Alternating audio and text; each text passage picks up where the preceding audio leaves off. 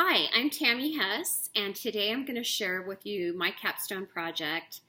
And the project that I selected to do was to read the book Stand for the Family. There are a few things in which I feel very passionate about, and family is one of them, and more specifically, defending the family. Stand for the Family calls us all to action. Have you ever wondered what it means to stand up for the family? Well, I had, and I also had the desire to do it, but I really didn't know how. Stand for the Family is written as a call to action. You are left feeling like you can and you must make a difference. Each section talks about what you can do. Sharon Slater is just a mom who found herself fighting against the anti-family agenda at the United Nations. She is proving through her work that anyone who has the desire to stand up for the family can help, and in fact, they can change the world. This book invites us all to join in building a critical and exciting worldwide movement to preserve and promote the family, traditional marriage, life, parental rights, and religious freedom. The fundamental institutions and values that are so critical to any society are under increasing attack by the United Nations agencies, treaties, unelected activist judges, politicians, special interest groups, and much of the media and popular entertainment. One fast and easy way to help is by signing the I Stand for Family International Petition.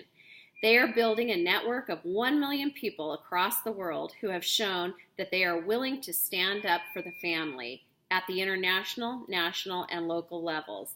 This petition will be invaluable in showing the world in showing worldwide support for the family, marriage, life, religion, and parental rights, wherever the family is under attack in venues across the world.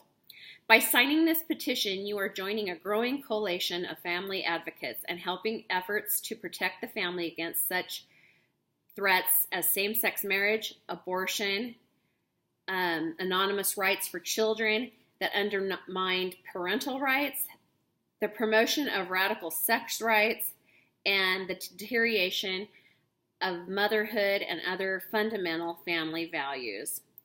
There really is strength in numbers, and together we can and we really should make a difference. The author shows us over and over again through experiences and research that it is in the best interest of society to preserve the institution of marriage. Weakening the family will have serious and negative repercussions on families, individuals, and our societies.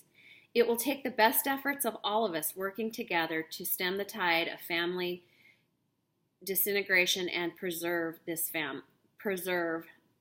unit of the family.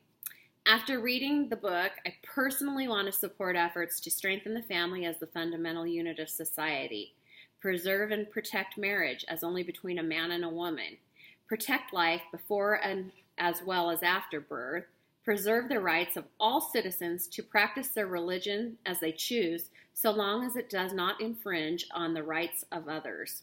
Preserve the rights of parents to direct the moral and spiritual intellectual upbringing of their own children. I know now, after reading this book, what the Family Watch International stands for. Family Watch International is a nonprofit organization working at the international and national levels to promote family-based solutions to world problems. Their primary focus is on education, family policy, and humanitarian service. In regards to education, the group gathers and analyzes data regarding the welfare of children and families, including news items, statistics, and the results of peer-reviewed social science research, and provides this information to the public, the media, and the policymakers around the world. Regarding family policy, they promote laws, policies, and programs that strengthen the family and improve the lives of children. Humanitarian service. They organize donors and volunteers to provide family-based humanitarian aid to children and families, including domestic and inter-country adoption, and direct aid to children in crisis. I loved learning Sharon's 10 ways that you can protect your own family, and I'll just rattle those off for you. 1 was eat dinner together. 2, set aside date nights for mom and dad. 3, dedicate at least one night a week to your family. 4, spend one-on-one time with each child on a regular basis. 5, pray together. 6, criticize less and praise more. 7, immunize your children against premarital sex, meaning teach them about it. Work together is number 8. Number 9, do service together as a family. And number 10, never give up on a family member. One of the chapters that really stuck out to me was chapter 4, the sexual rights movement.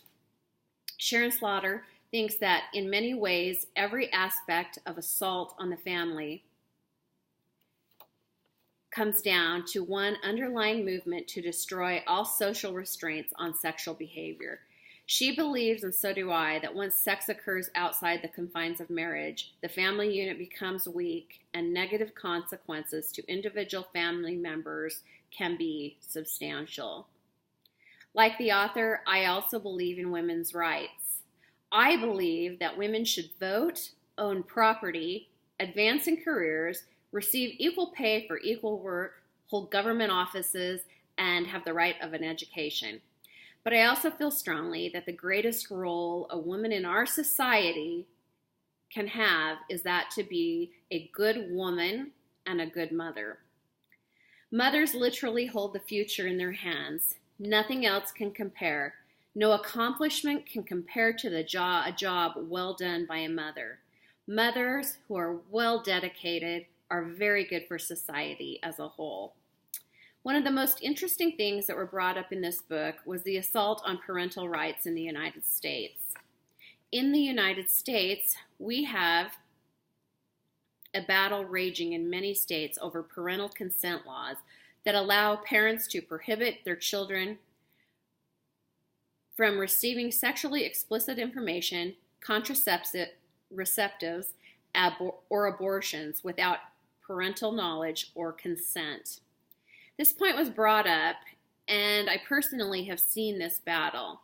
Teens can't even go to school and take an Advil or a Tylenol from the school nurse without her calling and getting parental consent. I'm not saying that's right either, but it doesn't really make sense to me that you can go out, a teen who can't go and take an Advil or a Tylenol at school can actually go out and have an abortion without their parental consent. It's frustrating and really doesn't make any sense. The first 2 chapters of this book was about the battle to protect the family at the United Nations. This showed me that things the United Nations discusses really do affect us. I was very surprised at the things that take place with law and policy and how they really do trickle down to national, state, and local levels. This book was living proof that ordinary women like you and men like you and I can make a difference. These people learned, they became involved, and they made a difference.